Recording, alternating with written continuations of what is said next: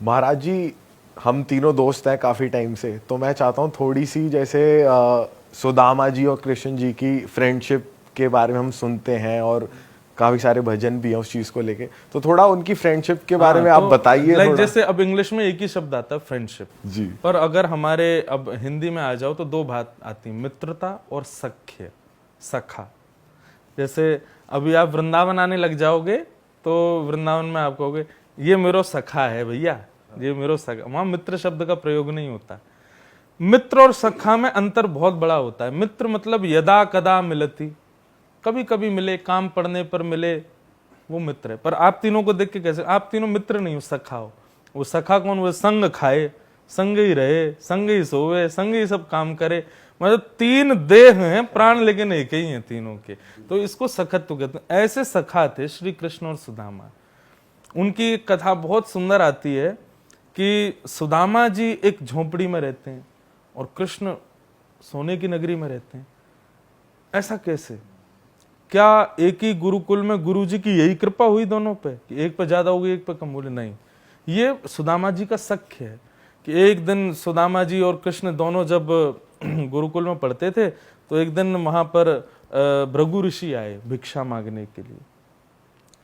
तो माँ, जो गुरु माँ थी, उन्होंने 2 पोटलियों में चने रखे, पर उन्होंने सोचा कि इनको तो कहीं भी भिक्षा मिल जाएगी, अब वो चने मैंने कृष्ण सुदामा के लिए रखे, दोनों वन में जाएंगे, भूख लगेगी, खा लेंगे, इनको क्यों दूं?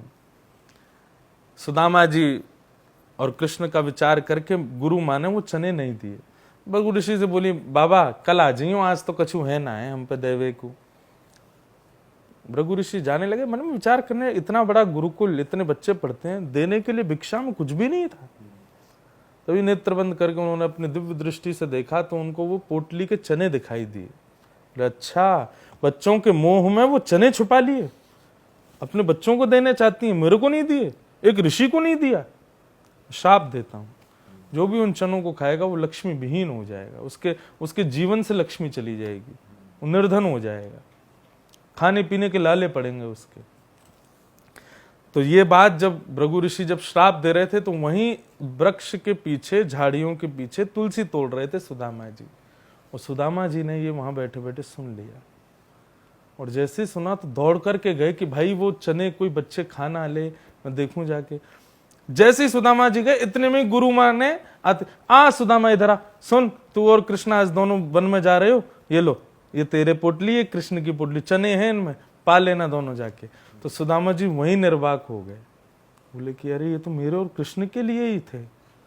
सुदामा जी चाहते तो कहीं फेंक सकते थे, लेकिन उनका था कि कहीं फेंक दिए, अंकुरित हो गए, किसी और ने पा लिए तो निर्धन हो जाएगा, और कृष्ण ने पा लिए तो मेरा सखत्व कैसा कि मैं जानते हुए भी अपने सखा को खिला दूं।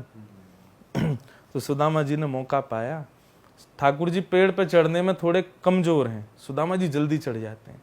एक जगह कहीं पेड़ दिखा बढ़िया सा, ठाकुर जी चढ़ गए, सुदामा जी चढ़ गए। ठाकुर जी बोला, रुक जा भैया, मैं हूं, आ रहा हूं, वो मैया ने चने दिए, दोनों संग में पामेंगे।